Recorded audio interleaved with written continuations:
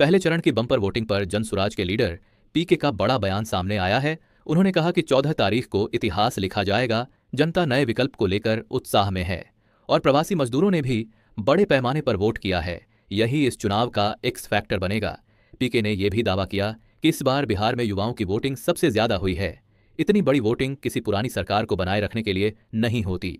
ये साफ संकेत है कि बदलाव निश्चित है। 30 सालों में ये सबसे ज्यादा वोटिंग परसेंटेज हुआ है फर्स्ट चरण के चुनाव में, ये क्या दर्शा रहा है सर? 30 सालों में नहीं, आज़ादी के बाद बिहार में हुए चुनाव में ये सबसे ज़्यादा वोटिंग परसेंटेज है।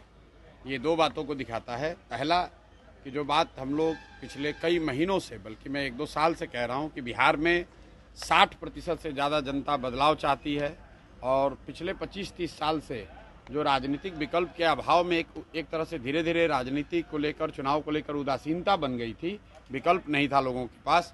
अब जनसुराज के आने से उनको एक नया विकल्प मिला है और बढ़ा हुआ जो वोटिंग परसेंटेज है वो दो बातों को दिखाता है। एक कि लोगों को एक नए विकल्प को देखकर उत्साह रहा है और बड़े पैमाने पर वोटिंग हुई है, बदलाव के लिए वोटिंग हुई है।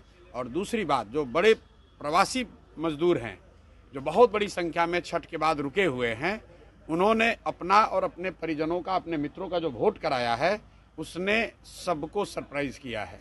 और जितने लोग ये बैठे हुए थे कि महिलाओं को 10,000 पैसा मिल गया और उसी से हम लोग जीत जाएंगे, इन चुनाव में महिलाएं तो हैं ही, लेकिन महिलाओं से बढ़कर प्रवासी मजदूर एक्स फैक्टर है। इस चुनाव का एक्स फैक्टर प्रवासी मजदूर हैं।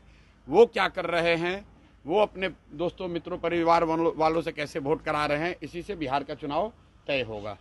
आप मुझे जितने पत्रकार लोग हैं ये बताइए कि किसी मीडिया चैनल ने, किसी पत्रकार ने, किसी राजनीतिक विशेषज्ञ ने, किसी पार्टी ने अगर ये कहा हो, किसी नेता ने कहा हो कि बिहार में इस बार अप्रत्याशित वोटिंग होने वाली है? किसी ने नहीं कहा है।